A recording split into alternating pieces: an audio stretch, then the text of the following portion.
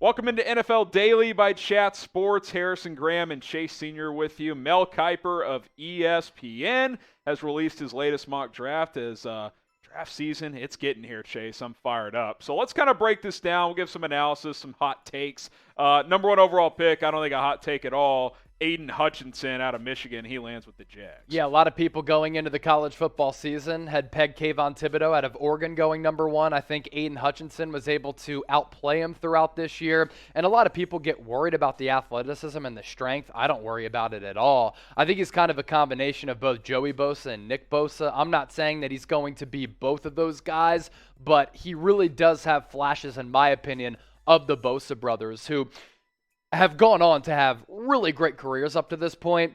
Hutchinson, I think he's next in line, and it fulfills a huge need for the Jacksonville Jaguars, who are very aggressive in NFL free agency. Kyle Hamilton at number 2 overall. Rare to see a safety go this high, but he does a little bit of everything. The perfect center field safety who's an absolute game breaker and a game changer. He can range sideline to sideline, but get up and down the field very vertically. And when you go to Notre Dame, you have to be a heady player. That's really important at the safety position because you have the entire defense in front of you. So you have to decipher what's going on in front of you, play action, run game. With the complexity of all of these offenses, it is a luxury to have a player like Kyle Hamilton in that back end. I don't worry about the 40 time from the NFL Combine. I think he plays a lot faster than that. Ikem Ekwonu out of NC State, the first offensive lineman off the board. It'll be fascinating to see if it's him or Evan Neal that goes first. And then Drake London, top 5 Chase, a receiver. Had some injuries last year, but people think his upside is huge. He lands with the Jets. This is a huge surprise, and for the New York Jets, they need that number 1 wide receiver. They swung and they missed for Tyreek Hill. According to some reports that surfaced on Thursday, they had a deal in place for Tyreek Hill until the Miami Dolphins came swooping in. They didn't land Tyreek. Is Drake their next guy? Hey, according to Mel, could be. Who's the best player in this year's draft class? I'll probably go Aidan Hutchinson. More of a depth class. There's not that really guy that's so obvious the best player this year, but a lot of good talent. Let us know what you guys think on this one. Go 5 through 8 here. Evan Neal, I mentioned Chase with Ekwonu. I think it's going to depend on how these teams' boards play out. Those are clearly the top 2 guys at offensive tackle. Yeah, and I think Evan Neal is actually the better offensive tackle. That's my opinion. And the New York Giants could really use a stalwart at that position.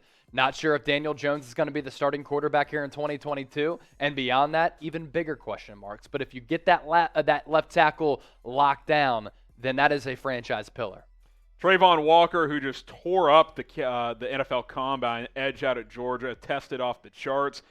This Georgia front 7 could play in the NFL, Chase. It's absolutely fantastic. That's a big reason why they won the national championship game and outclassed Alabama in doing so. Want to focus here at number 7 as well. Kayvon Thibbodeaux going to the New York Giants. For a team that's rebuilding under Joe Shane as well as Brian Dable, you come away with Evan Neal and Kayvon Thibbodeaux at 5 and 7. That's an absolutely beautiful haul for New York. Yeah, and by the way, Giants fans, Marshall Green all over it. He Yes, broke sir. down both those picks from Kiper in detail on a video today. Go check it out. Subscribe. YouTube.com/NYGiantsTV. He has you covered on the Giants on a daily basis.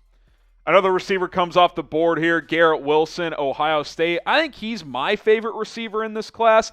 At 5'11", he's a little smaller than I'd like, but great route runner, bouncy, good speed. He does a little bit of everything. If Jamison Williams doesn't go down with that torn ACL, does that change the draft order at wide receiver? Potentially. Maybe. All of these Ohio State receivers are just filthy. They can all really change the complexion of games, run a variety of routes, and that system that Ryan Day is running, man, it just leads to wide receivers putting up crazy, crazy numbers. I like all of them to go in the first round. I could see Day coaching in the NFL in the next 5 years. Yep. Falcons fans, youtube.com/FalconsTV. Is Garrett Wilson the best receiver in the draft? I know Drake London went higher. I like Wilson better. I like Wilson better, Let too. us know what you guys think. Type Y for yes, type N for no. Is he the best wideout this year? 9 through 12 we go. Charles Cross, another good tackle. Some don't love him as a run blocker as much as a pass blocker. Mississippi State. Seattle needs pass protection. They didn't do it for us. Maybe they'll do it for whoever the quarterback is this year. Yeah, similar situation to the New York Giants. The unknown is at the quarterback position. But again, if you can provide protection even for a Drew Lock, even for that franchise quarterback. Once you land them, that's one of the positions you have to lock down on a roster. In case you haven't noticed, we have a lot of team channels. Seahawks, youtube.com/Seahawks TV. Number 10 here, Ahmad Sauce Gardner. I love this pick for the Jets. Ahmad Sauce Gardner is a straight-up dog. I love his length. I love what he did against Alabama in the college football playoff. This guy, prior to going on the national scene in the college football playoff, a lot of people didn't realize how good he was. This guy has all of the makings of an island cornerback in the National Football League during this pass-happy era. A guy that I think people think has bigger upside, but there's still question marks. Derek Stingley Jr. has not played much the past couple of years. COVID opt-out 2 years ago. Didn't play much last year. Really good athlete. Number 11 pick. Is that a little rich for him? How do you feel about this one? A year ago, it wouldn't have been. But he went back to LSU because, he wasn't eligible, correct? Yes. So Stingley, if he comes out 2 years ago, and if he was able to, I think he would have been a top 10 guy. Now there are some concerns, and that's why he's outside of the top 10, and some people believe even at 11 it's a little bit of a reach. A flurry of corners, Trent McDuffie out of Washington. I like him a lot. I think he's the corner being slept on in this class just a little bit because Sauce and Stingley getting a lot of credit. He lands with Minnesota at number 12. And yes, we also have a Vikings channel. Go subscribe over there, youtube.com/Vikings today. Producer Jack getting things covered over there, so go check that out if you are a Vikings fan. We'll go 13 through 16 here. One of my favorite players in this draft, Jordan Davis. There were question marks about his athleticism going into the combine. Those were all answered, and then some, Chase. He is a beast. Yeah, no, he tested just out of this world athletically. The concern for Jordan Davis is that he's had the propensity for that weight to balloon at times at Georgia, and there are some concerns about him being a three-down player in the NFL. If he can become a three-down player in the NFL, then going at 13 is going to be a bargain. If he's only a two-down guy and is only good as a run stuffer, then 13 is a reach. The athleticism is certainly there, and that's why so many people are intrigued. At 14, this feels a little high. I like Tyler Linderbaum, I disagree. But the Ravens, they didn't re-sign Bradley Bozeman, or at least haven't at this point. He signed elsewhere. Where did he sign with? Panthers. I like Linderbaum. Is top 15 rich for a center? See, I think we overthink this. I think that Linderbaum can play and be your center for the next decade. Sure. And if he can be your center for the next decade at a high level with that nastiness that he plays with, then it is worth it at 14 for a team that doesn't have a lot of glaring needs and can compete for a Super Bowl in 2022. Look, to your point, the Chiefs got Creed Humphrey in the Dude, latter end of round two. End of round two last year. I think if you redrafted that draft, he'd go top 20. Yeah. He's been that good. Jermaine Johnson, pair of Eagles picks here. We'll go back to back. Also, Chris Olave. Talk about these picks. You know me. I'm a huge Olave fan. Yeah, for me, we were asked this a little while ago, Chase, what would you do with the three Eagles selections? I kind of like Treylon Burks. I like David Njoku. I like Nakobe Dean. But if you can go edge rusher, and there's been a lot of ties between the Eagles and Johnson, he's an athletic freak. Some concerns about his consistency, but if you get Olave, man, that's really, really intriguing. He tore it up at his pro day, and you need a 1A, or you need a 1B to Devontae Smith, who is the 1A for Philadelphia, and you need to build around Jalen Hurts so that you can see if he's your franchise guy. I think Chris Olave is like a textbook 12-year number 2 receiver in the NFL agree, with some wide receiver 1 upside. But agree. If you already have a number 1 like Devontae Smith, I think that's a really good piece. Eagles fans, go check out our Eagles only channel, youtube.com/Eagles now. And of course, subscribe to us here at Chat Sports. More subs equals more draft videos. Tom is, he's like he's like Tyrone Biggums from Dave Chappelle, wanting to do more NFL draft videos. If that was his full-time job, I think he'd do it. Tyrone Biggums, more draft. That's what Tom Downey is this time of year. So if you want more draft videos, subscribe. youtube.com/chatsportstv. Day 3 sleepers. Go subscribe. All right, second half. We'll try and pick it up a little bit here. Trevor Penning, he continues to skyrocket, man. Top 20 here. You get a tackle for Justin Herbert, though. Sign me up. That's pretty damn good. Opposite of Rashawn Slater. How about Kenny Pickett going to New Orleans at number 18? Ooh. Jameis Winston signed a 2-year deal. He's not their long-term guy, as evidenced by the contract that New Orleans gave out. So Kenny Pickett, I don't have a lot of concerns about the hands, especially if he's playing in that dome in a division where you play a lot of games in warm cities. I know he played in Pittsburgh, so he's played in the weather elements. I do like the idea of him going to a dome or warm weather climate city. So that's interesting. YouTube.com/Saints today for more Saints videos. Devin Lloyd to Philadelphia here as well. You mentioned Nakobe Dean. Yeah. Devin Lloyd, it's kind of interchangeable. No, Devin Lloyd's really good too. And look, I would rather go Nakobe Dean. That's just me personally. Now, Philadelphia, are they in on Davion Taylor, who they took in the 3rd round out of Colorado a couple years ago? If they're not, maybe they do go linebacker. Or if they're in on Davion Taylor, maybe they pair him up with a good linebacker like Devin Lloyd or Nakobe Dean. Philadelphia under Howie Roseman has not prioritized linebacker. Maybe that changes this year.